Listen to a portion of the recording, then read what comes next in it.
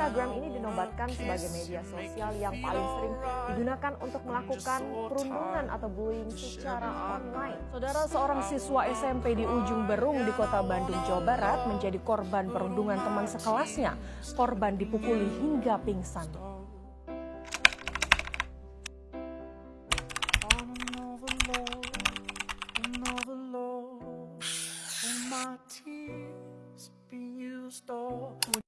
Udah gendut, jelek lagi, jangan deket-deket, nanti nular. Apakah teman kece pernah menyaksikan perundungan atau bullying seperti itu? Bagaimana perasaanmu melihat hal tersebut? Mungkin kamu akan merasa sedih, takut untuk membela, bahkan khawatir jika hal tersebut terjadi padamu. Menurut kamu, kira-kira bagaimana perasaan pelaku bullying ya? Apa mereka tidak punya rasa khawatir? Benar, sebetulnya mereka juga merasa khawatir jika ada pembalasan. Dari sini kita melihat bahwa semua orang yang terlibat bullying, baik pelaku, korban, ataupun yang menyaksikan ada perasaan cemas dan khawatir. Karena itu, perundungan harus dicegah atau diatasi supaya berkurang atau berhenti. Perundungan atau bullying merupakan tindakan mengancam, memaksa, mengolok, atau melukai yang dilakukan oleh seseorang atau sekelompok orang yang biasanya memiliki posisi lebih. Misal badannya lebih besar, lebih punya kuasa, atau lebih kuat kepada orang lain yang lebih lemah. Tindakan ini juga biasanya dilakukan berulang sehingga menjadi kebiasaan. Nah, kenapa bisa ada perundungan? Biasanya karena pelaku bully merasa dengki atau dendam, kemudian melampiaskannya pada korban yang lebih lemah. Perundungan dapat terjadi di mana saja, saat istirahat atau pulang sekolah, di jalan, ataupun di rumah. Nah, kenali nih 3 jenis bullying yang dapat terjadi. Pertama, verbal atau melalui ucapan, seperti pemanggilan nama julukan yang kurang baik, merendahkan, rasis, dan juga mengancam. Kedua, fisik, seperti memukul, menendang, memalak, mencuri, atau sentuhan yang tidak diinginkan, dan masih banyak lainnya. Yang ketiga, cyber atau dunia maya, yaitu dengan menggunakan sosmed, messaging, email untuk menghina, mempermalukan, dan juga mengancam. Semua tindakan itu sangat berbahaya karena dapat menyebabkan korbannya menderita stres, bermasalah secara sosial, hingga bisa jadi bunuh diri jika tidak tahan lagi. Anak yang dibully setelah dewasa mungkin akan tumbuh menjadi pelaku bully juga. Sehingga masalah sosial dan penderitaan akibat perundungan ini makin menyebar dan bertambah banyak di masyarakat. Lalu, apa yang harus kita lakukan untuk mengatasi perundungan? Jangan dibiarkan ya, karena perundungan bisa jadi makin parah kalau dibiarkan. Jika kamu korbannya, segera laporkan ke orang tua, guru, maupun pejabat daerah seperti RT atau RW agar dapat segera diatasi. Jika kamu saksinya, sama juga, segera laporkan. Ini bukan artinya kamu tukang ngadu ya, tapi itu namanya kamu peduli terhadap sesama. Terus boleh nggak kamu coba langsung hentikan di tempat? Sebaiknya jangan. Jika kamu belum tahu cara mengatasi hal ini, situasinya mungkin bisa jadi lebih parah. Misal, kamu yang jadi sasaran atau pelaku bullying menghukum korban setelah kamu pergi. Tapi, jangan biarkan perundungan terjadi di sekitarmu. Ayo, jadi anak yang peka, peduli, dan menyayangi sesama. Laporkan dan stop perundungan. Anda tentang istilah cyberbullying? Cyberbullying atau perundungan dunia maya adalah perundungan dengan menggunakan teknologi digital. Hal ini dapat terjadi di media sosial, platform chatting, platform bermain game, dan ponsel. Tentunya kita ingin lebih tahu tentang seluk-beluk dan bagaimana cara mengatasinya, bukan? Yuk, ikuti terus konten ini. Cyberbullying memiliki banyak jenis, mari kita kupas satu persatu.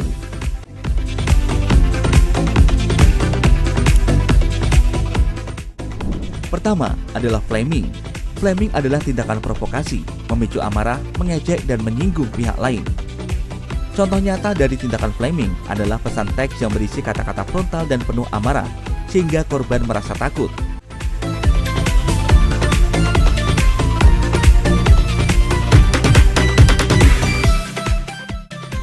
Kedua adalah harassment.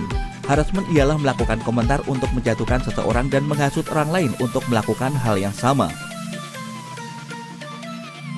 Harassment biasanya dikirim secara terus-menerus melalui berbagai media seperti email atau media sosial. sehingga mengganggu dan membuat gelisah korbannya.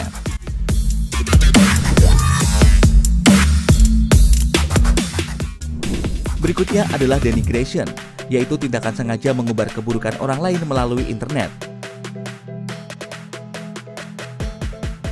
Denigration ini bisa merusak nama baik dan reputasi orang yang dibicarakan pada jejaring sosial tersebut.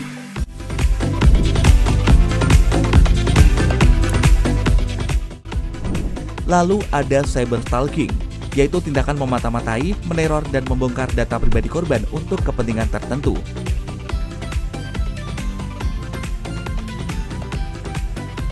Cyberstalking ini dapat membuat korban terekspos privasinya, ketakutan, bahkan sampai dengan depresi.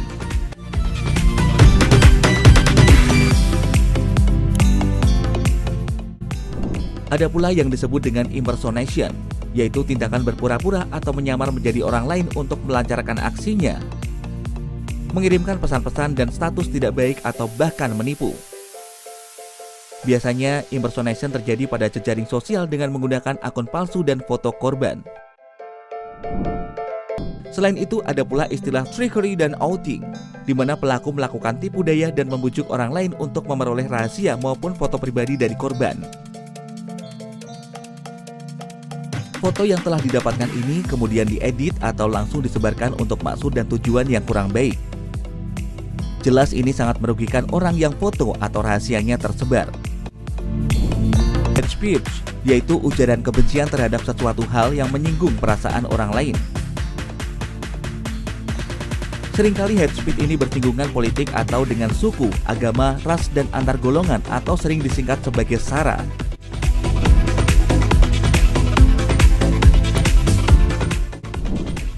Lalu ada body shaming, perundungan yang mengolok-olok, menyindir atau mempermalukan bentuk fisik seseorang.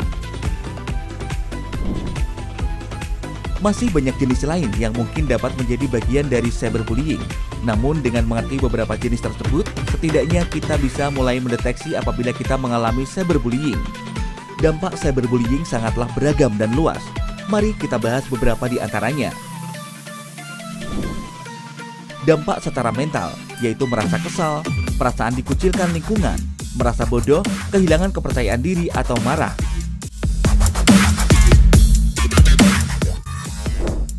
Sedangkan dampak secara emosional, yaitu merasa malu atau kehilangan minat pada hal-hal yang disukai sebelumnya. Tidak lupa dampak secara fisik, yaitu lelah atau kurang tidur, cemas atau mengalami gejala seperti kekebalan tubuh terganggu, sakit perut dan sakit kepala, bahkan bisa berujung ke depresi dan ingin bunuh diri. Lalu, bagaimana cara mencegah terjadinya cyberbullying? Berikut ini adalah beberapa hal yang bisa kita lakukan untuk mencegah terjadinya cyberbullying. Pertama, sebaiknya kita berpikir sebelum memposting atau mengomentari sesuatu di media sosial atau pada saat chat dengan aplikasi chat. Kedua, kita bisa berusaha memiliki empati dan toleransi kepada orang lain. Ketiga, berhati-hatilah untuk tidak menyebarkan data-data pribadi yang sensitif, seperti alamat rumah, nomor telepon, atau nama keluarga yang dekat dengan kita. Keempat, coba kita atur privasi dari media sosial yang kita ikuti sesuai kebutuhan. Jangan semua hal dapat dilihat oleh semua orang yang belum menjadi teman kita atau jika belum saling follow. Terakhir, jangan lupa selalu untuk menghormati dan menghargai pihak lain, walau mereka berbeda pendapat, berbeda pandangan, atau tidak setuju dengan kita. Bila kita terkena cyberbullying, jangan takut atau menyembunyikannya sendiri. Ada beberapa hal yang dapat kita lakukan untuk mengatasinya. Pertama, tetap tenang dan abaikan dahulu komentar-komentar atau pesan yang bersifat perundungan tersebut untuk beberapa waktu. Mungkin saja pesan-pesan tersebut berasal dari orang iseng yang sedang mencari mangsa. Bila dibiarkan, bisa saja perundung berhenti karena merasa tidak berhasil. Bila perundungan tetap tidak terhenti, mulailah mengumpulkan bukti, lalu lakukan unfollow atau blokir, supaya pelaku perundungan tidak dapat lagi terhubung dengan kita. Biasanya setiap media sosial atau jejaring sosial memiliki cara untuk melaporkan akun-akun yang bermasalah. Hal ini bisa juga kita manfaatkan. Terakhir, bila pelaku menggunakan akun lain dan terus merundung kita dapat melakukan langkah pelaporan kepada pihak yang berwenang seperti kepolisian. Jangan takut, pelaku cyberbullying bisa dijerat dan dihukum dengan pasal-pasal sebagai berikut.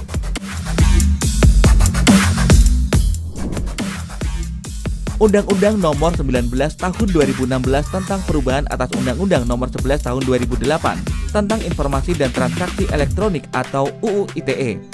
Seperti tercantum pada pasal 27 ayat 3 UU ITE, konten dengan muatan penghinaan dan atau pencemaran nama baik dapat diancam hukuman penjara paling lama 4 tahun dan atau denda paling banyak 750 juta rupiah. Sedangkan pasal 27 ayat 4 UU ITE menyebutkan bahwa konten dengan muatan pemerasan dan atau pengancaman dapat diancam hukuman penjara paling lama 6 tahun dan atau denda paling banyak 1 miliar rupiah. Mungkin kita tidak dapat mengendalikan orang lain di luar sana untuk melakukan perundungan, jadi mulailah dari kita dahulu. Slogan kita adalah think before posting. Pikirkan dulu sebelum kita memposting sesuatu. Apakah postingan kita ini bermanfaat bagi orang lain atau berpotensi kita dirundung atau malah menjadi perundung? Informasi ini dipersembahkan oleh Dinas Komunikasi dan Informatika Kota Salatiga.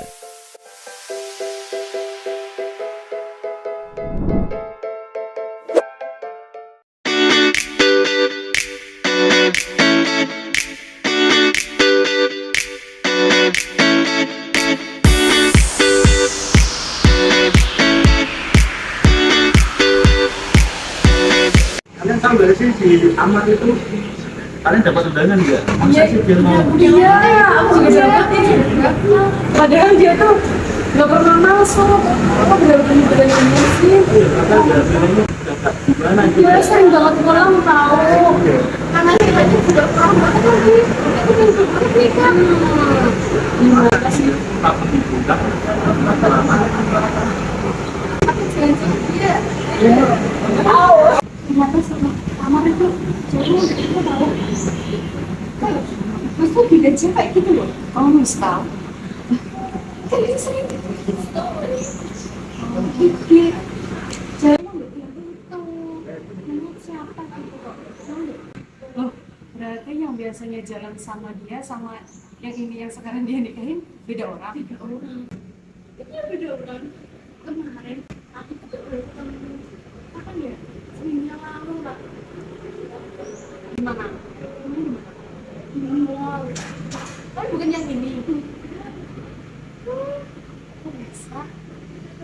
Tapi nanti kalian datang. Masa? Lah, nggak mau juga. Makanya tuh kita belum yang kenal banget seperti itu. Kita masuknya jarang. Jalan-jalan. Gue nikah cepet gara-gara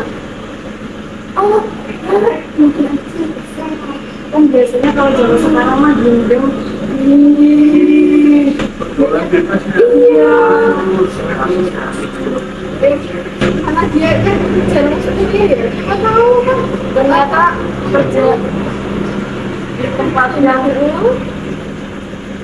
terus gitu gimana tuh dia tergolong bertiga udah makanya bisnis gelap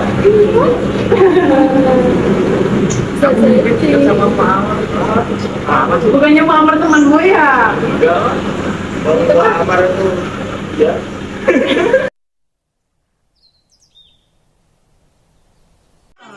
Mesti waktu mesti ngono ya, tapi kene perasaan ya. Lah aku ya paling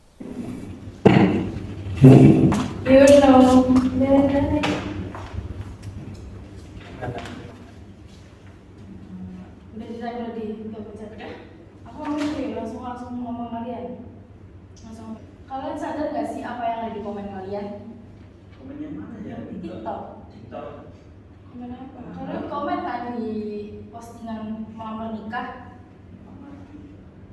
Oh, iya sih. nanti kalian dilaporin gimana coba kalau dilaporin kan cuma komen biasa tapi kan kalian nggak ngerti mau amalnya gimana baper enggak atau mungkin dari pihak lain bisa laporin mungkin komennya aja yang bener enggak kok kita cuma masuk komen biasa tapi beneran lo itu bisa masuk pasal dan kalian bisa dipidana kalau dilaporin udah minta maaf aja sih. Ya udah terserah. Yang penting aku udah ngomongin kalian loh ya. Aku nggak ikut-ikut kalau kalian kena. Tapi kan memang tetap kondisinya seperti itu. Ya, tapi kan nggak seharusnya kalian omongin di sosmed. Kenapa nggak ngomongin langsung ngomong amarnya kalau kalian memang temennya? Orang masuk ngomong langsung. Bukan temennya kok ya kalian. Enggak, apa aja enggak. Kan kalian tuh jahat. Enggak, kita kan nggak ngapa-ngapain, kita kan nggak main kekerasan. Jadi dari mana aja coba? Omongan kalian di sosmed itu nggak bagus, apalagi mahasiswa. Kalian tidak mencontohkan hal baik di situ. Kan salah sendiri dia nikah. Dan aja. Iya, orang dia dapat duit dari mana coba? Dari orang tuanya kan? Kan nggak mungkin kalau dia cari sendiri terus. Dia aja pasti nganggur. Iya. Punya aja. Pasti kan dari orang Kan tua. relate gak sih kayak gitu? Kita kan cuma membicarakan fakta, nggak yang mengada-ngada enggak. Tapi nggak seharusnya diomongin di TikTok juga kali. Kan kalian bisa ngomong ke mamanya langsung kalau kalian pengen ngasih tahu. Amar aja gak pernah masuk kelas.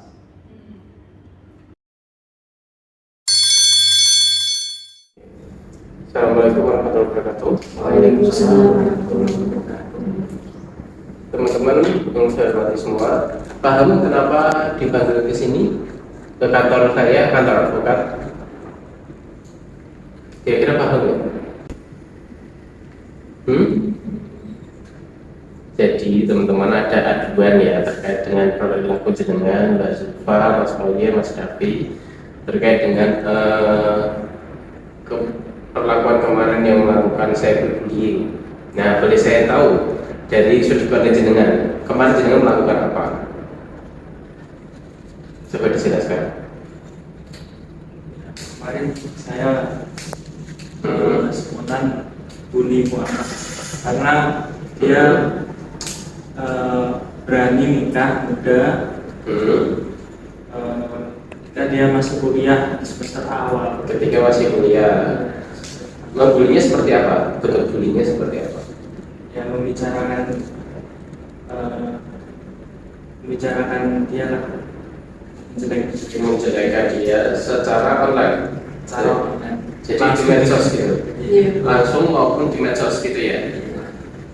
Jenengan juga sama. Oke, kalau terus menjelekannya itu menampilkan fotonya dia atau hanya komen atau gimana? Ya, komen. Hanya komen saja. Oh gitu. Oke.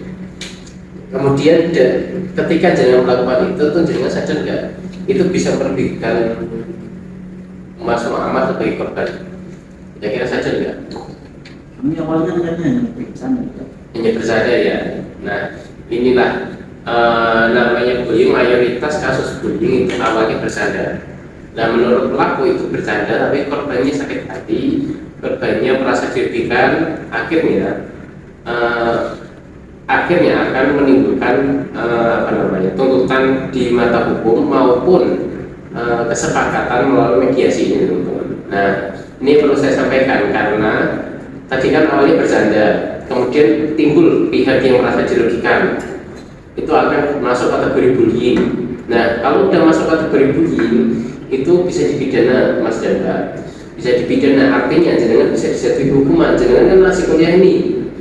Kalau masih kuliah, otomatis usia jenengan itu sudah di atas usia anak-anak, dan nggak bisa dikenakan pasal perlindungan anak-anak. Jadi jenengan kalau kena hukuman, misalnya kena kurungan, itu ditempatkan satu sel bersama dengan misalnya pembunuh, misalnya pokoknya orang dewasa lah, misalnya pelanggar apapun seperti itu.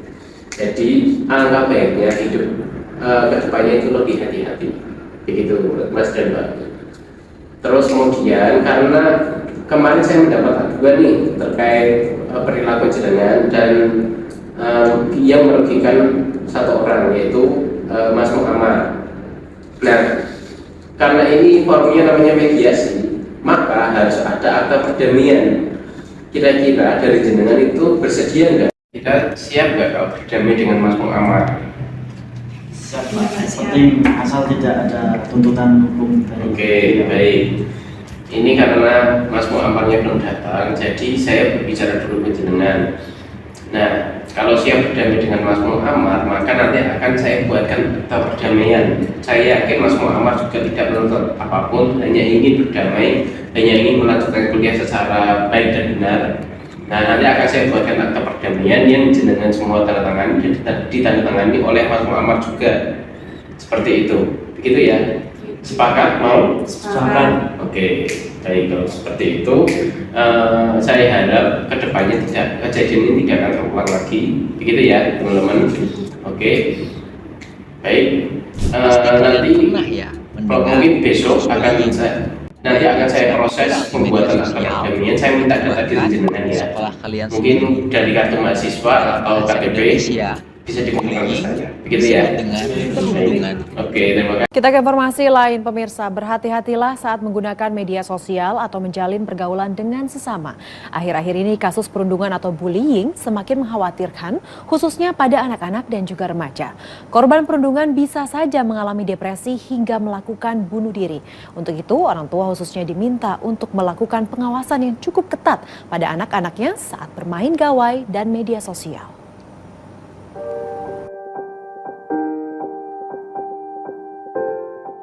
Beberapa hari lalu dunia hiburan Korea digegerkan dengan kematian salah satu bintang K-pop, Sulli, mantan personel girl band FX. Sulli ditemukan tewas di apartemennya di provinsi Gyeonggi. Diduga perempuan berusia 25 tahun ini bunuh diri dipicu depresi berat yang dialaminya saat menggunakan media sosial. Tidak hanya Sulli, seorang pelajar 14 tahun inisial YSS ditemukan tewas gantung diri di sebuah rumah kosong di Kupang, Nusa Tenggara Timur.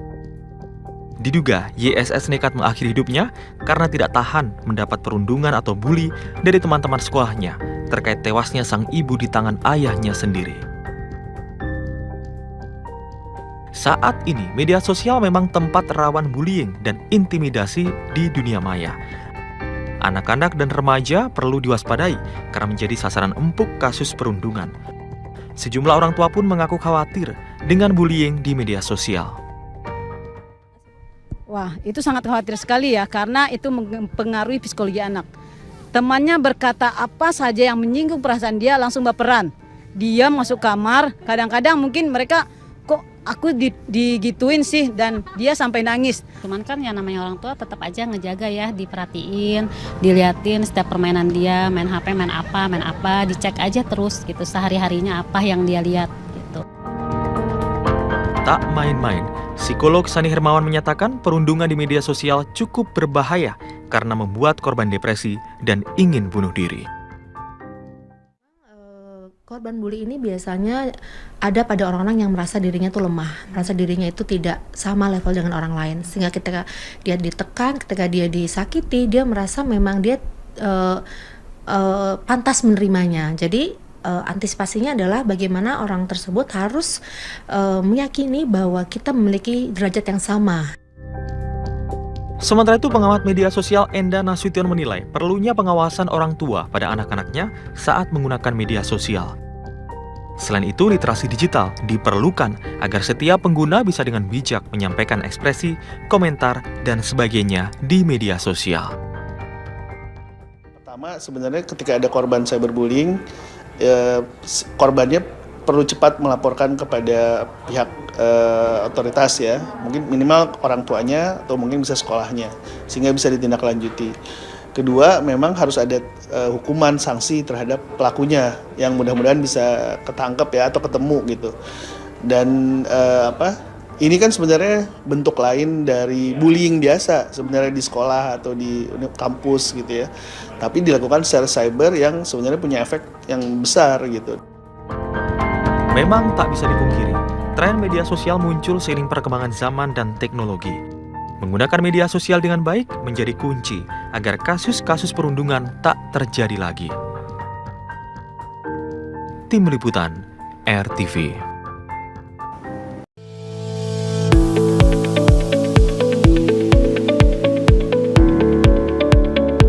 Universitas Islam Sultan Agung Unisula didirikan oleh Yayasan Badan Wakaf Sultan Agung YBWSA di Kota Semarang, Jawa Tengah. Universitas yang berdiri megah di atas lahan 40 hektar di kawasan strategis Pantura Semarang tersebut terus tumbuh dan berkembang, berkontribusi penting mencerdaskan kehidupan bangsa. Ketua Pembina YBWSA Dr. Andes Haji Ahmad Azhar Kombo dan Ketua Pengurus YBWSA Dr. Haji Bambang Tribawono SHMH memberikan support penuh kepada Unisula untuk bertransformasi menjadi universitas unggul berkelas internasional.